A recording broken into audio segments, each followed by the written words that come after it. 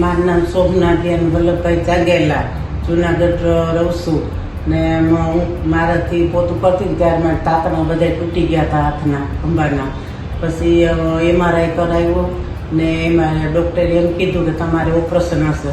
પછી અમે ઓપરેશન ન કરાય પણ અમે અહીંયા આયુર્વેદમાં મેં ટ્રીટમેન્ટ લીધી. અમારી ટ્રીટમેન્ટ મારી ધ્રુવીબેન મેડમે બહુ સરસમાં ટ્રીટમેન્ટ લીધી તો મને એનાથી બહુ સારું છે. હું પહેલાં ઉઠી ના કરી શકતી, આરતી ના કરી શકતી, હાથ ઊંચો ના થતો, તો અત્યારે મને બહુ સરસનું છે. મારું નામ ધર્મેન્દ્ર બી ઓઝા. મારે જમણા પગમાં લિગામેન્ટનો પ્રોબ્લેમ હતો આશરે 6 મહિના પહેલાં, એથી પણ વધારે. અને મેં ઘણી ટ્રીટમેન્ટ, ઘણી દવા કરાવેલી.